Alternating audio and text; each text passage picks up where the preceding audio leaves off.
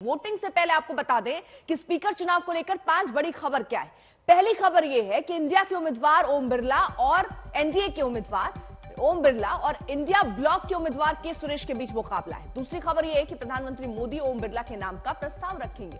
तीसरी खबर यह है कि विपक्ष ने वोटिंग की मांग की तो मतदान पर्ची से कराया जाएगा और ऐसे में रिजल्ट में देरी हो सकती है। चौथी खबर यह है कि एनडीए के पास अभी कुल वोट 293 है, लेकिन सूत्रों के हवाले से खबर है कि वाईएसआरसीपी के 4 सांसद और 7 निर्दलीय सांसद ओम बिरला को समर्थन करेंगे। और पांचवी खबर यह है कि शपथ नहीं लेने वाले 7 सांसद वोटिंग में हिस्सा नहीं ले पाएंगे। यह भी खबर सामने आ रही है। वहीं इस बीच एक और बड़ी खबर आपको बता दें, स्पीकर चुनाव को लेकर नाराज मानी जा रही ममता बनर्जी ने राहुल गांधी से खुद फोन पर बात हुई उनकी के सुरेश को जब इंडिया ब्लॉक के उम्मीदवार के तौर पर सामने रखा गया तो टीएमसी की तरफ से नाराजगी आई थी। जताते हुए अपनी नाराजगी ये कहा कि नाम पर राय नहीं ली गई। सूत्रों के मुताबिक इसी को लेकर राहुल गांधी ने पहले अभिषेक बनर्जी से बात की, फिर उन्होंने ममता बनर्जी को फोन किया। 20 मिनट तक बात हुई। बातचीत का नतीजा ये निकला कि टीएमसी ने डेरेक ओब्रायन और कल्याण बनर्जी को मल्लिकार्जुन खड़गे के आवास पर बीती रात बैठक के लिए भेजा।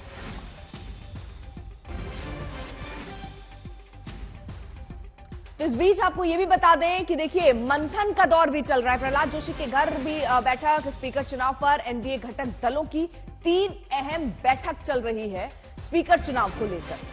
लल्लन सिंह के घर पे बिहार एनडीए गठबंधन के नेता जो हैं वो जुटे हुए हैं। वहीं जो दूसरी बड़ी बैठक, ये पहली बैठक, दूसरी बैठक हो रही गजेंद्र शेखावत के घर पर। राजस्थान में नेताओं की ये बैठक हो रही है और तीसरी प्रहलाद जोशी कर रहे हैं।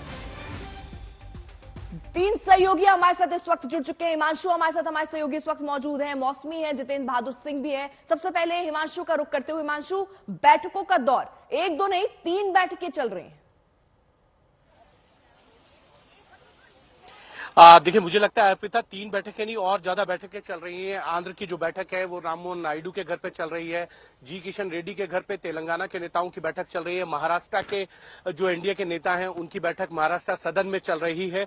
तो तमाम इस तरीके की जो है अलग अलग बैठकें चल रही है। नॉर्थ ईस्ट की जो बैठक है वो सर्बानंद सोनोवाल के घर पे चल रही है एनडीए के सांसदों की। तो भारतीय जनता पार्टी और एनडीए की ये कोशिश है कि जो नव निर्वाचित सांसद है, जो पहली बार सांसद चुने गए हैं, किसी भी तरीके की कोई गलती ना हो, क्योंकि स्लिप दी जाएंगी। डिवीजन नंबर अलॉट नहीं हुआ है अभी तक।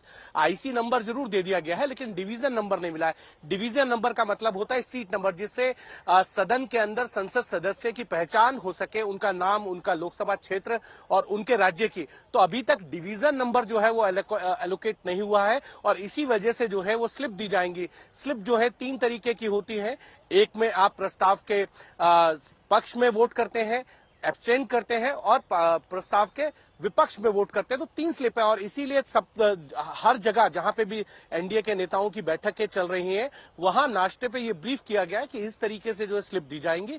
इस स्लिप का ये मतलब है, इस स्लिप का ये मतलब है। और तीसरी स्लिप जो है वो एब्सटेन के लिए है, यानी कि आप सदन में रहते हुए भी एब्सटेन कर सकते हैं कि मैं किसी भी पक्ष में वोट नहीं करूंगा। तो ये सारे प्रक्रिया को समझाने के लिए जो है अलग अलग एनडीए के नेताओं के घर पे बैठक हुई है और लगभग 12 जगह पे ये जो है बैठक हुई है। और इसीलिए इसका सबसे बड़ा कारण यह था कि किसी भी तरीके से जो है वो क्रॉस वोट ना हो जाए या गलत वोट जो है वो ना पड़ जाए और हर सांसद को समझाया जा रहा है। यह प्रक्रिया जो है हमेशा होती है जब भी वोटिंग से पहले होती है, लेकिन इस बार क्योंकि नए सांसद चुनकर आए हैं उनको पहले से समझाना पड़ेगा और इसके लिए ये पूरी प्रक्रिया की गई। और दूसरी तरफ एनडीए की एक ताकत जो है वो दिखाने की कोशिश जो है एनडीए की तरफ से है। 4 वाईएसआरसीपी के सांसद उनके पक्ष में आ चुके हैं।